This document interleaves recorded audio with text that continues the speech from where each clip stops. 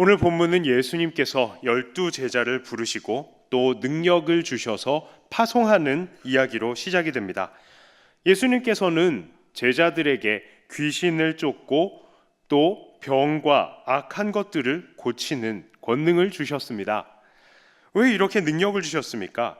그것은 7절에서 보는 바와 같이 바로 복음을 증거하기 위해서입니다. 전파하여서 천국이 가까이 왔다라는 것을 전파하라고 명령하셨던 것입니다. 예수님께서는 이들 사도들에게 복음을 전하기 위해서 이런 병고침이나 또 귀신 들림을 고치는 권세를 주셨을 뿐만 아니라 또 아주 무시무시한 이 상징적인 행동까지도 할 수 있도록 허락하셨습니다. 무시무시하다 하니까 진짜 말씀드리기가 좀 무시무시한데 사실은 그렇습니다. 오늘 읽어본 본문의 내용입니다. 11절부터 15절까지의 내용입니다. 이 내용 어떻습니까? 자, 제가 다시 한번 읽어드릴게요. 잘 보시길 바랍니다. 어떤 성이나 마을에 들어가든지 그 중에 합당한 자를 찾아내어 너희가 떠나기까지 거기서 머물라. 또 그 집에 들어가면서 평안하기를 빌라.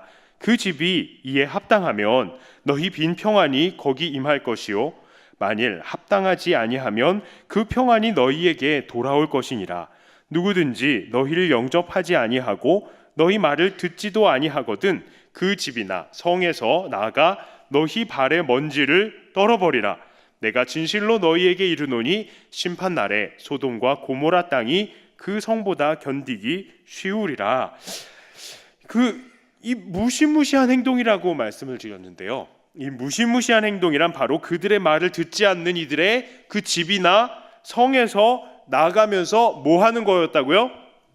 발의 먼지를 떨어버리는 겁니다. 이게 왜 무시무시하냐? 이것은요 당시에 이 유다 사람들의 이 습관이 그랬습니다. 어떠한 습관이었느냐? 이 사람들은 하나님께 택함을 받지 않는 사마리아나 이방의 땅들을 밟게 되면은 그 땅을 밟았다가 다시 유대 땅으로 들어올 때에 그 땅 앞에서 발에 이 깔창 안에 이 먼지 낀 흙까지도 다 털어버리고 들어온다는 거예요. 들어온다는 거예요. 그게 바로 이들의 습관입니다. 자, 그러니까 이렇게 제자들을 영접하지도 않고 또 그들의 복음을 전하는 복음을 받지도 않는 이들을 향해서 이 제자들의 발을 먼지를 탁 털어버리는 이 행동, 이게 뭡니까? 너희들 더 이상 하나님의 백성 아니야 라는 뜻을 이걸로 털어버리는 걸로 보여주고 있는 것입니다. 무시무시한 말 아닙니까? 무시무시한 말이에요. 너희들 하나님 백성 아니야? 탁탁. 이런 무시무시한 말을 웃으면서 받아들이시다니 여러분들은 배짱이 좋으십니다. 자, 종종 우리는 이 본문을요 이렇게 해석을 해요. 우리가 어느 집에 들어가서 그 집을 축복하는데 그 집이 복을 받을 만한 그릇이 안 되면 그 복이 우리에게 돌아온다, 이렇게 생각을 했습니다. 그래서 남의 집에 갔을 때는 이런저런 축복을 될 수 있으면 아끼지 않고 많이 하는 것이 좋다라고 우리가 생각을 많이 해왔었습니다만 이 말씀 잘 보면요 어디에도 축복이라는 단어가 있습니까 없습니까? 없습니다. 축복이라는 단어가 없어요. 다만 뭘 빌라고요? 평강이라는 말만 있다는 것, 우리가 주목할 필요가 있습니다. 또한 이 말씀이 오늘 본문에서 복음을 전파하는 제자들에게 주시는 이 예수님의 말씀이라는 이 맥락을 생각해 본다면 이들이 빌었던 평강, 그 의미가 확실해지죠. 자, 13절, 14절, 15절에 나오는 이 심판의 대상이 모두 똑같은 대상을 의미하고 있는데요. 이들의 공통점이 무엇입니까? 바로 사도들을 영접하지도 않고 또한 이들이 말하는 것들도 듣지 않는 이들이죠. 이들이 전하는 말 무엇이었습니까? 전하는 말이요. 제자들이 전하는 말. 아까 전에 우리가 예수님께서 너희들 가면서 복음 전하라고 그랬잖아요. 천국이 가까워 왔다, 이거 전하라고 그랬는데 이걸 받아들이지 않는 거라는 거죠.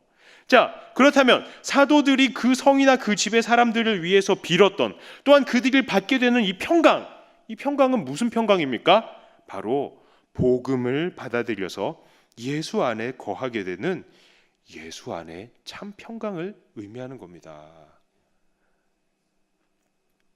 자, 그런데 한 가지 이상한 점이 있습니다. 그것은 예수님께서 이 제자들에게 이런 엄청난 권세를 주셨으면서도 이 제자들을 이방이 아닌 이스라엘 백성들에게만 보내셨다는 거예요.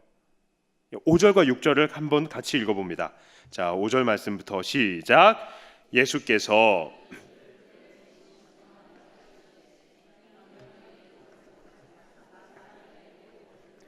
오히려 이스라엘 집에 잃어버린 양에게로 가라. 자, 그러면 이방 사람들은 어쩌라고요? 이렇게 유대인들에게만 이 제자들을 보내고 계시는 겁니다. 좀 매정하신 거 아닙니까? 예수님은 이방인들을 사랑하지 않으시나요? 저기 예수님을 따라다니면서 딸을 고쳐달라고 했던 가나안 여인, 여러분 생각나십니까? 그 본문에 이렇습니다. 마태복음 15장 23절부터 26절의 말씀인데요, 이것도 여러분 잘 아시죠? 제가 읽어드립니다. 예수는 한 말씀도 대답지 아니하시니 제자들이 와서 청하여 말하되 그 여자가 우리 뒤에서 소리를 지르오니 보내소서. 예수께서 대답하여 가라사대 나는 이스라엘 집에 잃어버린 양 외에는 다른 데로 보내심을 받지 아니하였노라 하신대. 여자가 와서 예수께 절하며 가로되 주여 저를 도우소서. 대답하여 가라사대 자녀의 떡을 취하여 개들에게 던짐이 마땅치 아니하니라. 우와, 되게 매정하지 않습니까? 왜 예수님은 이스라엘 집의 어린 양 외에는 다른 데로 보내심을 받지 않았다라고 하셨을까요? 혹시 예수님은 이방인들을 사랑하지 않는 건 아닌가요? 하지만 잘 생각해 보면 이 예수님은 이 시기에 이스라엘 사람들을 위해서 오셔야 하는 것이 맞았습니다. 예? 자, 왜냐하면 이스라엘 백성들은 하나님에게 아주 특별한 존재였기 때문입니다. 그렇습니다. 그들은 특별한 사람이었어요. 왜 특별합니까? 이 이스라엘 사람들은 하나님과 언약을 맺은 언약의 백성이었기 때문입니다. 자, 그리고 이 백성을 구원하시기 위해서 하나님께서는 구약에서부터 계속해서 구원자를 주실 것을 약속했던 것이고요. 또 예수님은 바로 그 약속을 성취하기 위해서 오셨던 거죠. 그리고 구원자를 기다린 사람들도 이방인이 아니라 이 이스라엘 사람들이었어요. 이스라엘 사람들이 구원자를 기다린 거 아니었습니까? 자, 그러니까 예수님은 지금 이스라엘을 위해서 보내신 것이 맞습니다. 이스라엘은 하나님의 택한 백성인 잃어버린 양이었고, 이방 사람들은요 부정한 짐승, 그러니까 개와 같이 선택받지 못한 존재들이 맞았습니다. 자, 그렇지만 우리는 지금 이스라엘 사람들의 입장에서 본다면 이스라엘 사람입니까? 이방인입니까? 이방인이죠. 자, 그런데 우리가 지금 예수님을 믿고 구원을 받게 되었어요. 이 이스라엘 사람들에게 주어져야 될 이 예수님이 오늘 우리들 이방인들에게 전달이 되어서 오늘 우리가 천국의 백성들이 다 되어 있는 것입니다. 자, 대체 이스라엘로 부르심을 받으신 예수님에게 도대체 무슨 일이 있었길래 이 예수님이 이스라엘에게 가지 않고 우리들에게 온 것입니까? 도대체 예수님과 이스라엘 사이에서는 무슨 일이 있었던 것입니까? 별로 궁금하지 않으신가 봐요. 그 눈 감고 계신 분들 빨리 눈 뜨시고 좀 생각해 보세요. 예? 무슨 일이 일어났을까요? 이 예수님이 이스라엘 사람들한테 가야 맞잖아요. 그런데 지금 여러분들 예수님 믿어요, 안 믿어요? 그 무슨 일이 있었던 걸까요? 역시 권사님. 자, 이제 거기서 좀 설명해 드리겠습니다. 그것은 바로 이스라엘 백성들의 거절이 있었던 겁니다. 거절이요. 자, 마태복음 11장 20절부터 22절의 말씀을 제가 읽어드립니다. 예수께서 권능을 가장 많이 행하신 고을들이 회개하지 아니하므로 그때에 책망하시되 화 있을진저 고라시나 화 있을진저 베세다야 너희에게 행한 모든 권능을 두로와 시돈에서 행하였더라면 그들이 벌써 베옷을 입고 제에 앉아 회개하였으리라. 내가 너희에게 이르노니 심판날에 두로와 시돈이 너희보다 견디기 쉬우리라. 자, 20절 말씀을 보니까요, 예수님께서 권능을 가장 많이 행하신 고을들이 회개했다고요? 아니요, 회개하지 않았다고 합니다. 이들이 예수님을 거부했던 것입니다. 예수님께서 보여주신 권능이 무슨 의미였습니까? 이게 바로 예수님이 구약에서부터 약속해왔던 바로 그 메시아라는 사실을 병 고치고 귀신 쫓고 이런 것들을 통해서 증거하는 거였거든요. 구약 성경을 열심히 읽었던 이스라엘 사람들이라면 이 예수님의 이 기적의 모습들을 통해서 당연히 이분이 구약에서부터 약속되었던 그 메시아구나라는 사실을 깨달았어야 마땅했던 것입니다. 그러나 그들은 그것을 인정하지 않았던 거예요. 그리고 여기 마태복음이 아니지만 요한복음에는 이런 말씀이, 심지어 이스라엘 지도자들이 이런 말씀까지 했습니다. 요한복음 19장 15절. 자, 함께 읽어봅니다. 시작. 그들이 소리 지르되 없이하소서 없이하소서 그를 십자가에 못 박게 하소서. 빌라도가 이르되 내가 너희 왕을 십자가에 못 박으랴. 대제사장들이 대답하되 가이사 외에는 우리에게 왕이 없나이다 하니. 이거 걸렸어요. 이 사람들 딱 걸렸어요. 이 대제사장들, 이스라엘 사람들의 대표라고 하는 대제사장들이 자기 입으로 자기들의 왕이 누구라고요? 가이사래요. 하나님이 아니라 가이사라고 지금 얘기를 하고 있는 겁니다. 이게 지금 이스라엘 사람들이 하나님 버린 거 맞습니까? 안 맞습니까? 맞습니다. 이들이 예수님을 인정하지 않으면서 결국 하나님마저도 그들의 왕으로 인정하지 않은 게 된 겁니다. 자, 이스라엘 사람들이 하나님을 거절했다. 이것은요, 이스라엘 사람들이 더 이상 민족적으로 하나님의 백성이다 아니다? 아니다라는 것을 의미하고, 이것이 이제는 구원의 기회가 이스라엘을 넘어서 예수님을 영접하는 모든 사람들에게 확대되었다는 것을 의미하기도 하는 겁니다. 자, 이방에게 복음이 전파되려면 그 전에 먼저 이스라엘 사람들과의 관계가 정리가 돼 있어야 된다는 말이죠. 바로 지금 그 과정을 예수님께서 거치고 계시는 것입니다. 그렇잖아요. 결혼 관계에서 만약에 이 배우자가 결혼의 서약대로 살지 않고 막 배우자로서의 의무를 다하지 않는다고 합니다. 자, 아무리 이 배우자가 의무를 다하지 않지만 이 여자 안 되겠네 하고 그냥 아무 여자나 나한테 착하게 행동하는 이 여자랑 그냥 딱 결혼하면 되는 겁니까? 안 되죠. 안 되죠. 의무를 다하지 않았다 하더라도 새로 결혼하려면 뭘 해야 됩니까? 이혼해야 됩니다. 이혼하지 마세요. 그냥 예를 들어서 그런 겁니다. 이혼을 해야 새로 결혼을 하죠. 이혼을 해야 서로 결혼을 하죠. 자, 그런데 지금 이스라엘 사람들이 바로 이 관계를 가지고 있었던 거예요. 하나님께서 자, 내가 너희들을 앞으로 너희들의 하나님이야. 너희들은 내 백성이야. 너희들을 내 백성답게 살아. 나는 너희들을 지켜주고 보호해줄게 했는데 이스라엘 사람들이 그렇게 살았습니까? 안 살았습니까? 그렇게 안 살았어요. 자, 그래서 마지막으로 관계를 좀 정리해 보시려고 예수님까지 보내셨는데 지금 이 사람들이 가이사 외에는 우리에게 왕이 없다라고 고백하면서 예수님을 십자가에 못 박기까지 한 겁니다. 이것이 바로 하나님과 이스라엘의 계약 파기이고 이혼의 과정이 아니면 뭐겠습니까? 자, 그래서 이렇게 이스라엘 사람들이 예수님을 거부했기 때문에 이스라엘에게 주어졌던 예수님은 결국 이방인들인 우리들에게도 전달이 된 것입니다. 자, 그러니 지금 예수님께서 제자들에게 이방인들에게 가지 말라 이렇게 말한 것은 이해가 가는 말입니까? 안 가는 말입니까? 가는 말이에요. 지금은 이스라엘 사람들에게만 먼저 가서 관계를 정리하라는 겁니다. 지금 이스라엘 사람들에게 구원의 우선순위가 있으니까요. 자, 그런데 오늘 정말 나누고 싶은 말씀은 이겁니다. 예수님께서는 제자들을 이스라엘 사람들에게 먼저 가서 복음을 전하라고 하셨는데요. 이 제자들은 이 복음을 전파를 통해서 어떤 사람들은 복음을 받아들였고 또 어떤 사람은 이것을 거부했습니다. 자, 다시 생각해 보겠습니다. 복음을 받아들였던 이들에게 있어서 이 복음의 선포는 생명을 주는 것이었지만 이 복음을 받아들이지 않았던 이들에게는 이 복음이라는 것 자체가 마치 이혼 서류와도 같은 것이었고 또 이것을 받아들이지 않았는 이 행위가 바로 이혼 서류에 도장을 찍는 것과 같은 그런 행위였다는 것이죠. 자, 이것이 바로 그때 당시에 예수님께서 제자들에게 이스라엘 사람들에게 먼저 가라라는 그렇게 먼저 보내신 의미였다는 것입니다. 너희는 가서 내 백성에게는 구원을 전하고 내 백성이 아닌 사람들한테는 가서 이 이혼 서류에 도장 받아와 이 말을 하고 계시는 겁니다. 자, 이것이 오늘 제가 드리고 싶은 말인데요. 무엇이냐? 우리가 선포하는 복음이라는 것이 바로 이런 성질을 가지고 있다고요.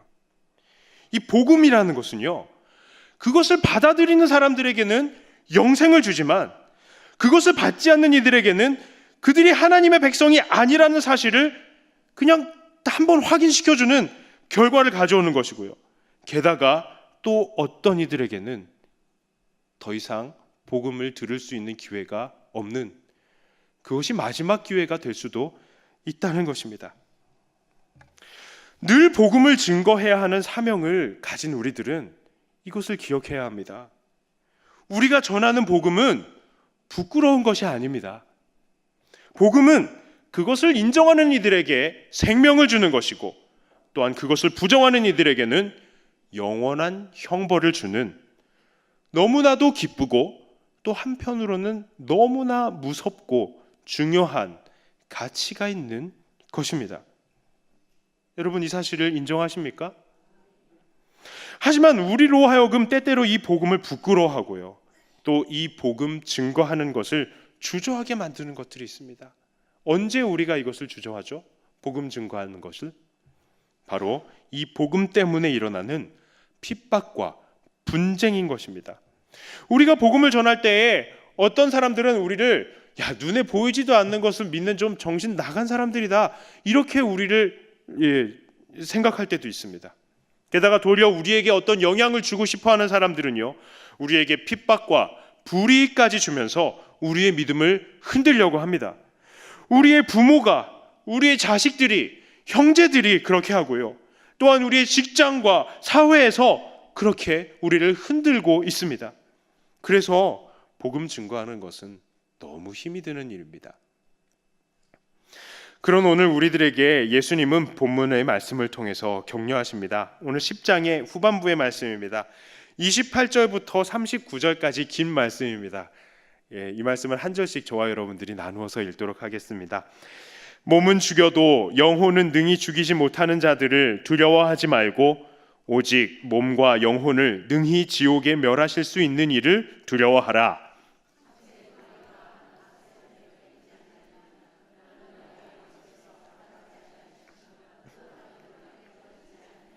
너희에게는 머리털까지 다 세신 바 되었나니 누구든지 사람 앞에서 나를 시인하면 나도 하늘에 계신 내 아버지 앞에서 그를 시인할 것이요,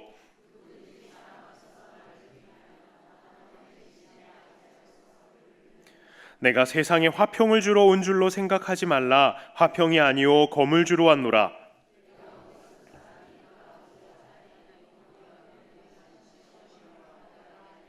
사람의 원수가 자기 집안 식구리라.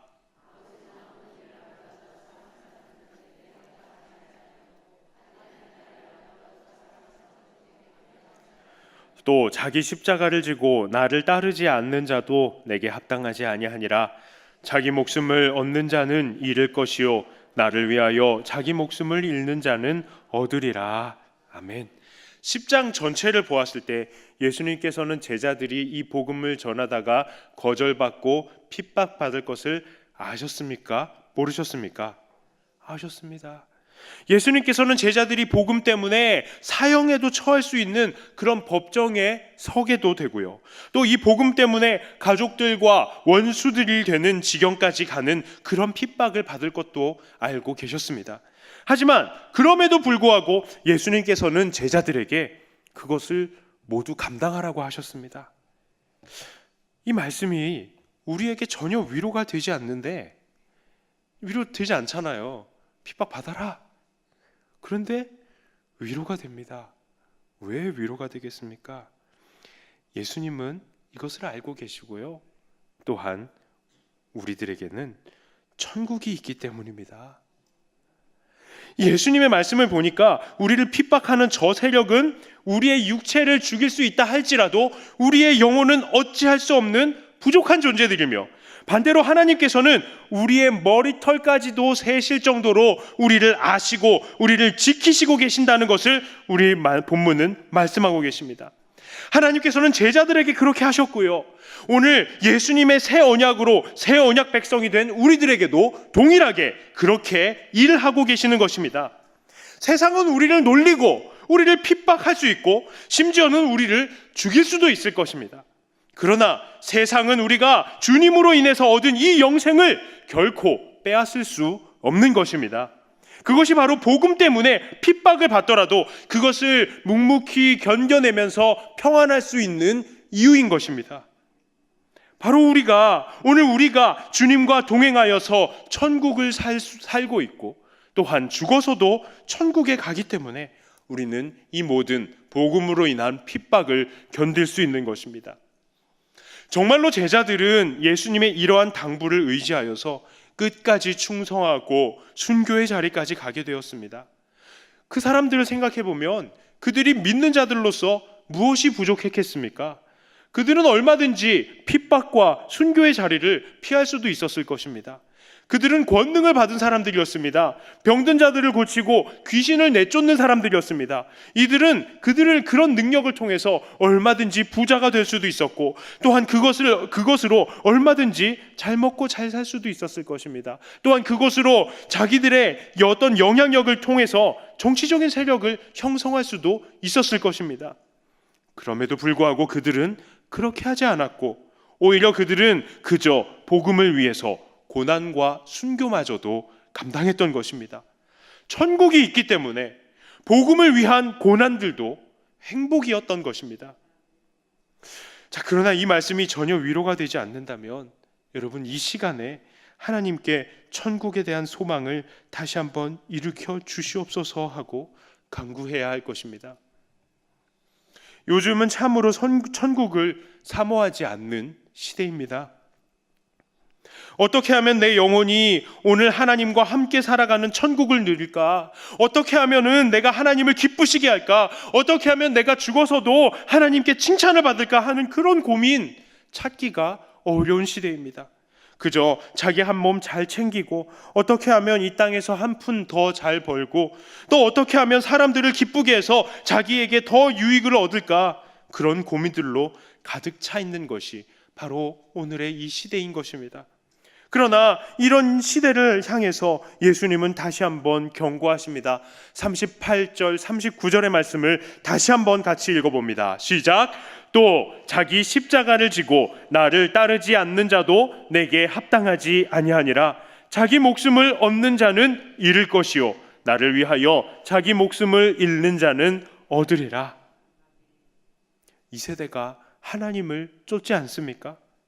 아무리 그렇다 할지라도 우리들은 십자가를 지고 주님을 따르며 우리 주님께서 명령하신 이 복음을 증거해야 하는 것입니다. 아무리 이 세대가 눈앞의 즐거움만을 쫓아간다 할지라도 천국의 기쁨과 영원한 생명을 증거하는 우리가 되어야 하겠습니다. 곧 고난주간이 시작이 되고요, 또 부활주일이 올 것입니다. 여러분, 부활주일 우리 무슨 주일로 지키는지 여러분 기억하십니까? 우리 부활주일 그날 전교인 출석 주일로 우리 지키려고 우리 결심했습니다. 아직 결심 안 하신 분은 오늘 지금 결심하세요. 어떤 사람들을 데려올 거냐면은 장결자들과 또 교회 가끔씩 나오는 유동신자들을 내가 데려온 사람, 나랑 관계 있었던 사람, 옛날에 나랑 조금 친했던 사람, 이 사람들 다 연락해가지고 나오게 하려고 합니다. 물론 여러분 새신자 전도해서 데려오셔도 됩니다. 결심하셨습니까? 예. 사실 장결자들이나 이 유동신자들 또 뭐 불신자들 이 사람들에게 연락 취하는 건 불편한 것입니다. 불편하죠. 하지만 그러한 불편함을 예수님은 이미 아셨고 오늘 우리에게도 담대히 그 불편함을 감당하라고 오늘 예수님께서는 격려하시는 것입니다. 이들에게 복음을 다시 한번 증거하는 것은 너무 중요한 문제입니다. 어쩌면 내가 그 사람에게 가장 마지막으로 복음을 전하는 그 사람이 될 수도 있기 때문이에요. 복음이 그런 거라고 그랬죠. 생명을 주기도 하고 하나님 백성 아니라는 것이 증거되기도 하고요, 또 그것이 마지막 기회가 될 수도 있다는 것이 오늘 본문이 말하는 복음의 성질 아니었습니까? 사랑하는 성도 여러분, 어떠한 고난 속에서도 천국을 소망하며 예수님께서 우리에게 명령하셨던 이 복음 증거의 사명에 늘 충성하시는, 그래서 천국에서 정말 크게 칭찬을 받으시는 우리 해운대제일교회 성도님들이 다 되시기를 우리 주님의 이름으로 축복합니다.